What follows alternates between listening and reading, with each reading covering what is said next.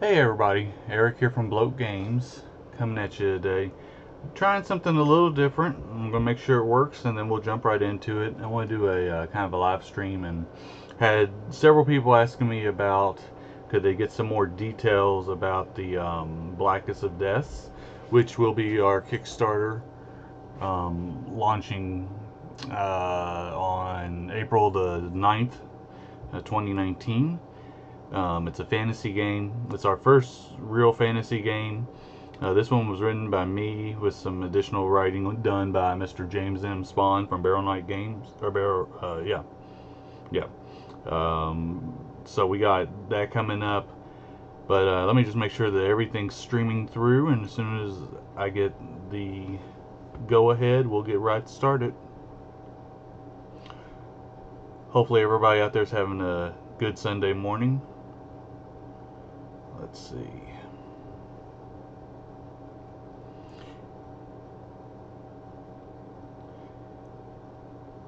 Alright, and you might hear me in just a second, double up. Let's see. Shows we got a couple people watching. Alright, and let's see if we can make this any bigger.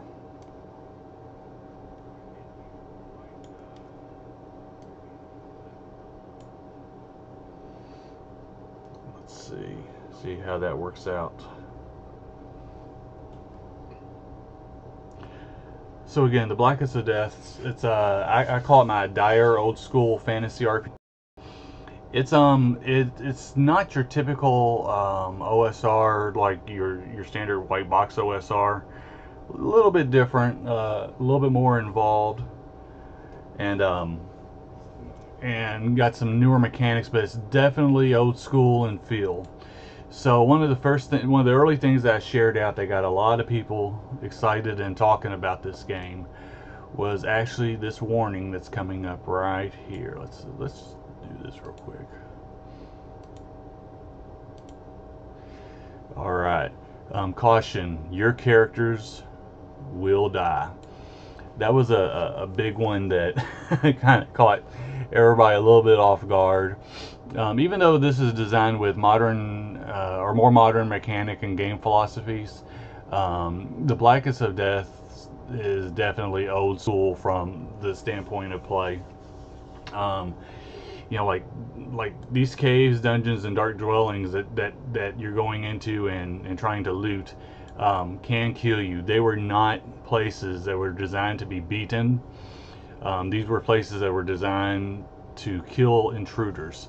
So that's a very big distinction in this game. This game is it's not like ridiculously highly lethal, but it's a good idea to bring a couple characters with you to gameplay.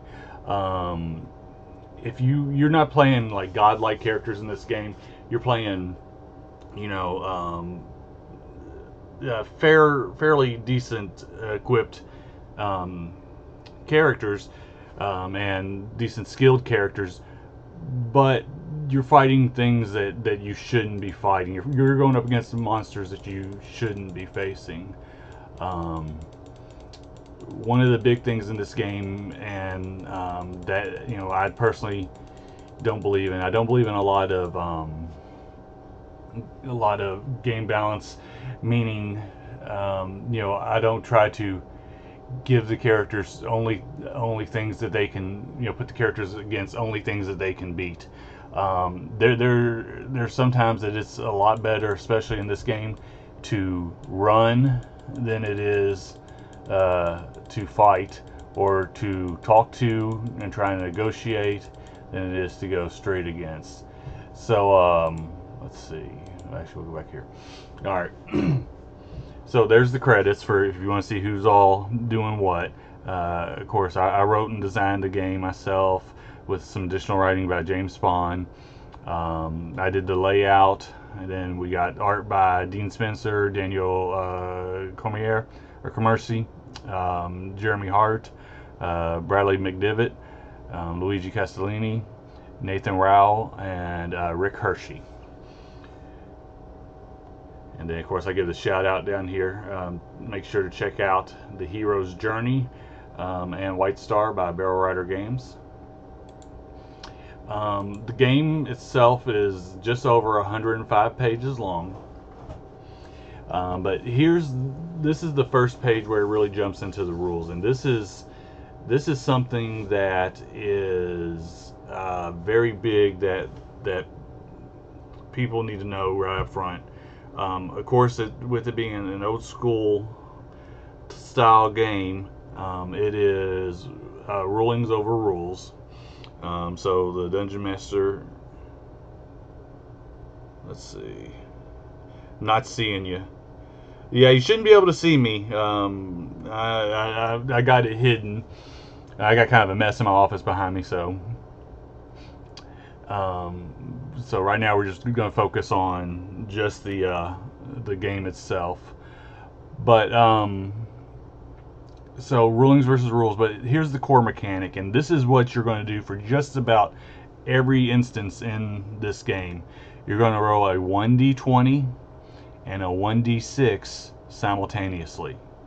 You're going to add and apply any modifiers to your d20 versus a difficulty number, and you're trying to roll high, so the higher you roll, the better. If you meet or beat your target of your difficulty number check, you succeed. Now on the 1d6, you will ignore all rolls of 2, 3, 4, or 5. However, if you roll a roll of a 1, you'll get a hindrance, which is something that's going to make it a little more difficult for you. Or if you roll a roll of a 6, you'll get a benefit. So with this core mechanic, you can actually fail and still get a benefit from failing. You could succeed, and you could make your difficulty check and hit your target, but also incur a hindrance. Or of course, you can have a successful roll and a benefit added, or a unsuccessful roll and a hindrance added. So it's a way to kind of change up and to give more narrative flair for the game masters. And these are all situational based things, so they will add those to your game as you're going on. And then on the next page, I just kind of go over what like a hindrance and a benefit is. Hindrance adds an additional challenge or difficulty that was not present in the attempt before. And the example that I gave was a barbarian is successful with his axe attack. However, the axe has become embedded in his opponent, and it costs the barbarian his next action to remove it. So that would be like a hindrance after having a successful attack. And then of course the benefit is going to be anything that adds an additional convenience that was not present before. Then the example I gave was an attacker using her bow and her arrow misses the mark. However, the attack goes completely unnoticed by her opponents. So she missed, but no one knows that she was actually firing at them. So that would be a definite benefit to her for even though she missed her attack. And of course the game does come with advantage and disadvantage. And since your core mechanic is you roll a 1d20 and a 1d6 at the same time, for advantage and disadvantage you roll 2d20 and 2d6 at the same time. And then if it's advantage, you take the higher rolls. If it's disadvantage, you take the less higher rolls. All right. Got your standard attributes. So any version of Dungeons & Dragons that you played, you're going to have strength, intelligence, wisdom, or constitution, dexterity, and charisma. And then it lets you know the attributes can be raised higher than a 3 by racial and class bonuses and certain magic items, and I'll explain why that is. The attributes are actually rolled a little bit differently. So what you'll do to determine your 6 attributes is all at one time you'll roll a 66. You set aside any ones that you rolled, any 6 that you rolled, or any 6s that you rolled out of your 66 converts to an attribute of 3. So you'll assign 3 to, like, if you were going to be a fighter, you'll want to assign 3 to like your strength. If you're going to be a ranger who uses a bow a lot, you're going to want to assign that 3 to a to your dexterity, that type of thing. So there's still the same benefits from those, but instead of having a number of like 16 to 18, you'll have 3. So basically, it does away with the arbitrary 3 to 18 numbers that everyone just adds a bonus to. It does away with those and kind of just puts the bonus in place, because that's what you're going to be adding to your core mechanic. All right, so then any 4 or 5 you roll converts to an attribute of 2. Any 2 or 3 you roll converts to an attribute of 1. Now, remember those ones that I said to set aside? At this time, you would re-roll any ones that you have, and any 4, 5, or 6 of the re-roll converts to an attribute of 0.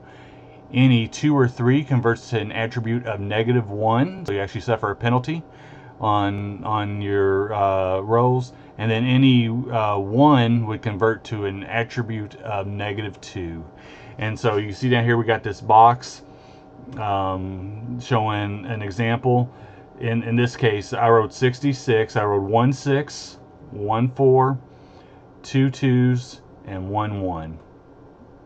And 2 1s. So I set the 1s aside.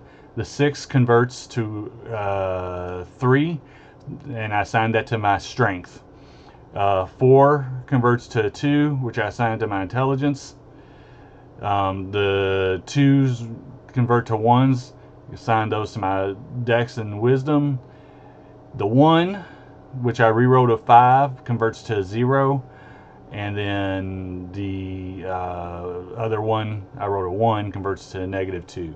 So like in this case, if I was making a fighter, this would probably be an average roll that you have. But now things can be added to your attributes, such as racial bonuses, and then even some class bonuses, which can affect your attribute scores.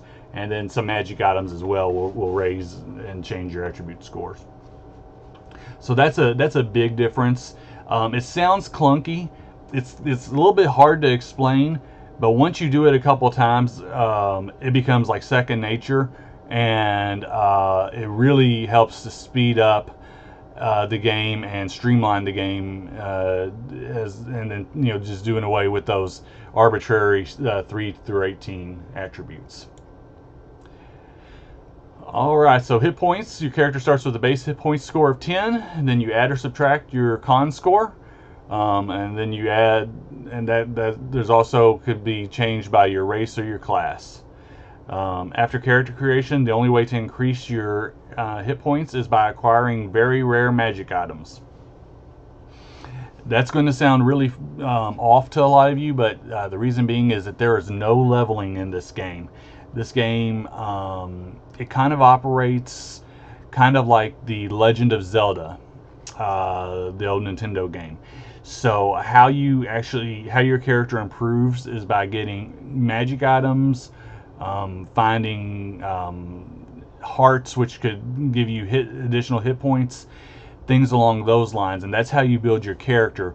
But the character themselves actually does not go up, and there's no level, so they don't level up and get automatic benefits. This is their advancement and growth is all based on and done through their ability to successfully survive and quests to get different items, different equipment, things like that. The magic items in this game are more prevalent than in most, and there's a very unique way of sorting out what magic items you get and stuff like that, what you get for defeating the big bad at the end of the adventure, things like that. It's pretty neat the way it works out. Death occurs when your characters take enough damage to bring them down to 0 or below hit points. There is a luck benefit, and so if your character has any luck remaining, the player can choose to spend a luck point for an attempt to roll a natural 20 on a d20. If the player rolls a natural 20, then that character comes back from the dead with 1 hit point. the player can spend all of their luck points in an attempt to raise the character from the dead. So if you have like 3 luck points left, you can do that 3 times in a row and attempt to roll that natural 20. But it's a very hard to get that natural 20. So however, if the character's luck runs out and the character is still at or below 0 hit points, the character is truly dead. All right. Saving throws is just going to be basically your core mechanic. So if a character drinks poison, the player would roll a 1d20 and a 1d6, then add her con score to the d20 versus the difficulty set by the game master. Leveling up, of course, I already said there's no leveling up. Here's some nice art by Daniel Kramarcy. Let's see. Luck points. All characters start with 1d4 plus 2 luck points. You can spend 1 luck point to reroll any roll, usually a terrible roll.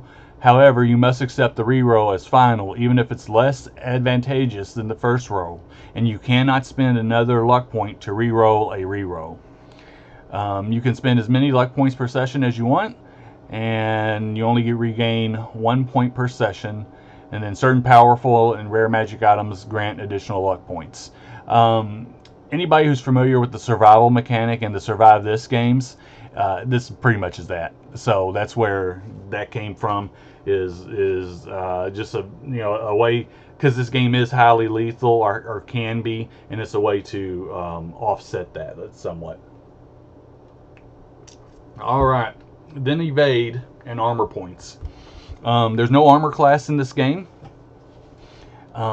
You start with your natural ability to get out of the way of being hit, and that's going to be your evade score. And your evade works kind of like armor class does. You start with an evade score of 11, and then the character adds her dex score to calculate the evade total.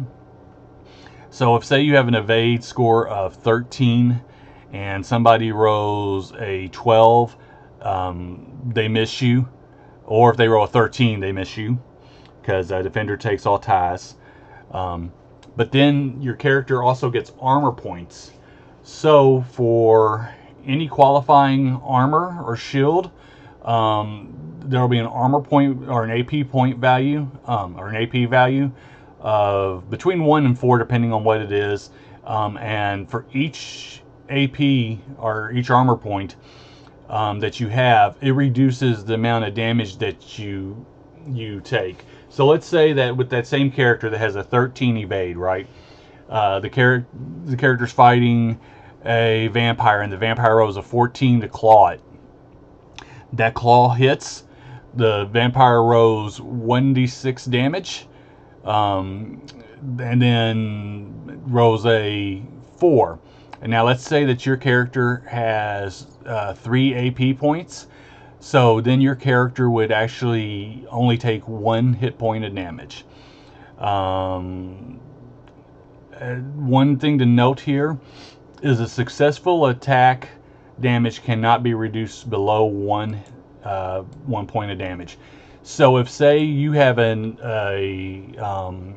armor point of score of 4, and that vampire rolled and only did 3 points of damage, even though your armor points outweigh the score of the total score of the damage done by the vampire, you're still going to take 1 point of damage because the vampire does successfully hit you.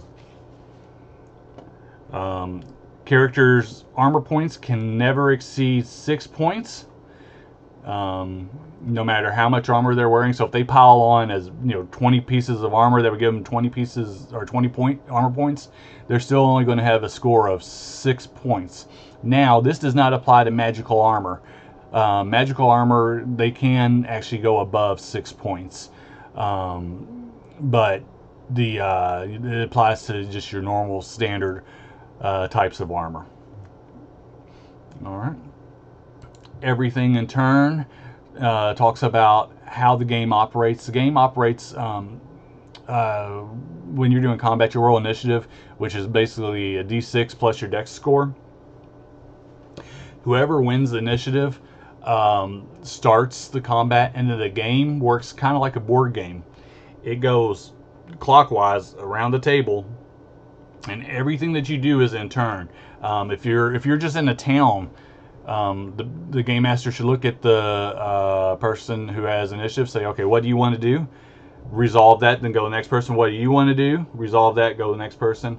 One of the big things that people don't understand about this is a lot of people say, oh, well, do I have to wait to talk or to act? If one of the people say, well, I want to talk to the barkeep, and you're right there with them, you can interact on anyone's turn. But you don't want to say more than a sentence or two. If you need a monologue, wait for your own turn. Because remember, this is on their turn, and so everything happens in a turn. This is a piece that I lifted from Runehammer's ICRPG. It's one of the few things that the people who have taken this game have said, oh, I don't think I'm going to like that. I don't think my players are going to like that. I may just skip it. But then I've convinced them to try it, and so far everybody who's tries it said, once we got going, it just really sped up the game and made everything so much easier.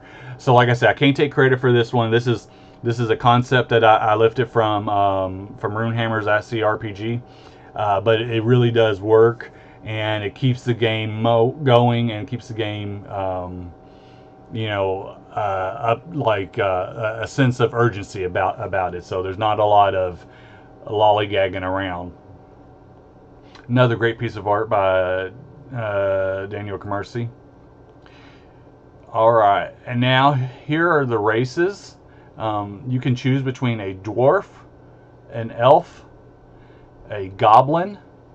Yep, you heard that right. A goblin or a human. Those are your options for the race, and I won't go into what each of them does. They all have their own bonuses. The humans kind of standard. They get the least bonuses, and that's because the game is written from the perspective that assuming that you're going to play mostly humans. So most of the rules and stuff already have that in place. The classes, you can choose from an assassin, barbarian, a monster slayer, a necromancer, a ranger, or a street rat.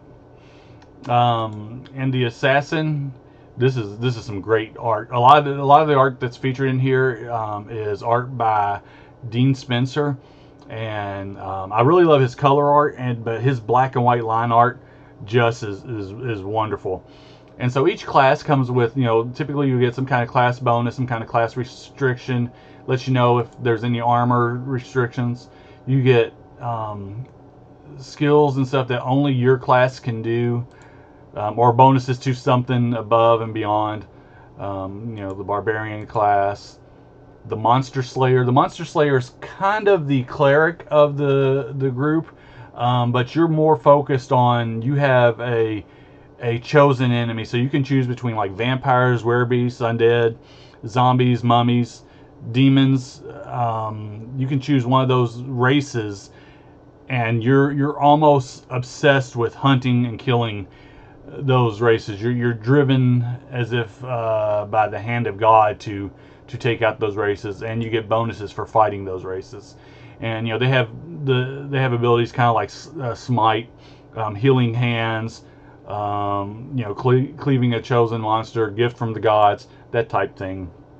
Necromancer, kind of going to be your standard wizard who deals in a lot of death, and magic is slanted towards and geared towards that type of function. You got your rangers. Your street rats. Your street rats are kind of a mixture between a thief, a just standard rogue specialist, a pirate. You're kind of lucky. You're more luck than you are skilled, and you're very good at escaping. You have different abilities that get you through the day. You're not a huge like fighter, but you're good to have around in a pinch. And then we go right into the starting spells for the magic classes. And some classes that you wouldn't expect do have the ability to do magic, some do not. All right, here's a nice piece. This one's by Bradley McDivitt. I always loved this one, so I gave it a full page spread. Got your standard adventuring gear. Comes with, let you know your starting go pieces aren't rolled. They're based on what your race is. So like goblins are poor, so they only get 50, whereas dwarves make nice things and sell nice things, so they have the most money, 450. We got the Game Master section, which gives more information on the core mechanic, how to use the core mechanic, how to assign hindrances and benefits, setting difficulty levels, character death. This is a big one. The Blackest of deaths is designed to be deadly. Don't cheat players out of an honest character death. If the dice fall that way, the dice fall that way. If you don't want to be seen as a villain, let them being the players roll for their own fate.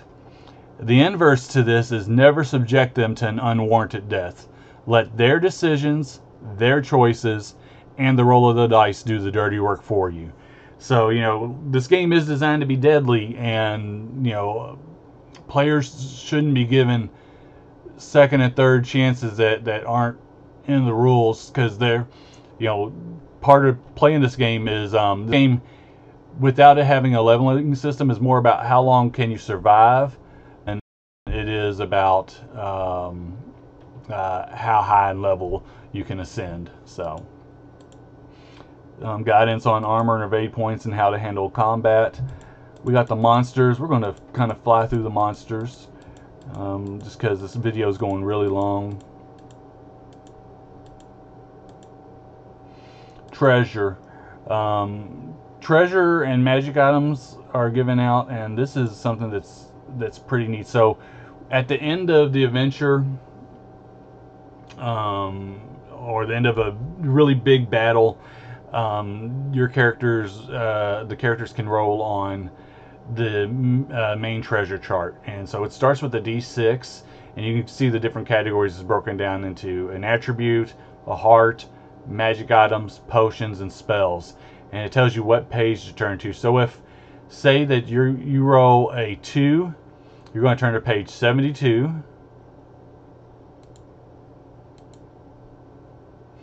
All right, and oops, too far. 72, there we go. And then you'll roll here, and it lets you know if your hit points increase. Same thing with, that's how your attributes increase. Then magic items. There's different types of magic items. So there's you'll roll again, magic armor, miscellaneous magic items, a ring, staff, wand, weapons. Tells you what page to go to. You go to that. Depending on the chart, you roll, and what you get's what you get. And if it's not something you can use, or if it's something that you don't want, guess what? You can always sell it, but that's the reward that you get. So there's never a predetermined correct amount or way to give out treasure. It's all done randomly. Then we got the magic items and how they work, the different amulets. Obviously you can see the deck of many things, and magic staffs that you got. We got like some unique magic weapons, magic potions, spell scrolls. How the magic the character classes that can use magic, how they gain that is through either purchasing spell scrolls, which are really expensive, but most of the time it's going to be through finding spell scrolls. And so that's a big one, and it's got all the spells listed out here and their abilities. Then here it gives the advice on how to use that, what how many spells cast per day is outlined in the class. Only character classes that start with spells can use magic or learn new spells. Any one person from a class with magic can read the scroll and learn the spell, but as soon as someone does, the scroll disintegrates. So you can't find a spell scroll and you and the other magic user in the class both read and benefit from it. Only one person gets the spell. And then at the very end, I threw in an extra random encounter table, and it shows, how many appear, and based on the roll.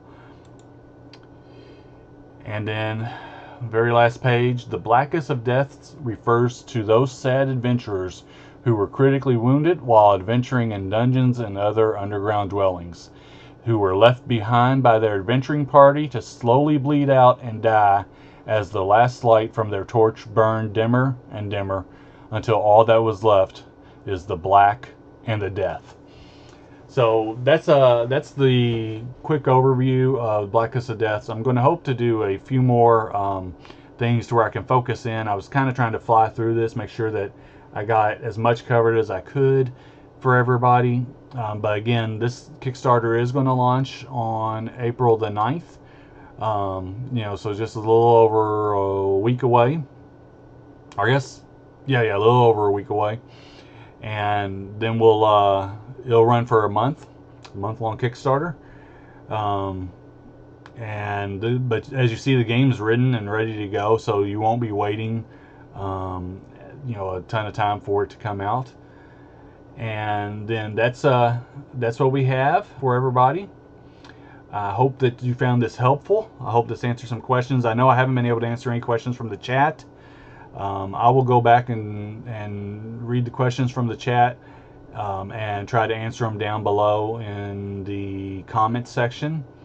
Of course, you can always hit me up with any comments, questions, concerns you have.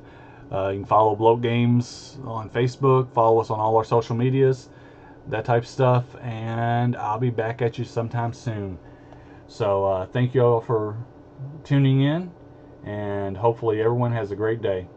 Bye.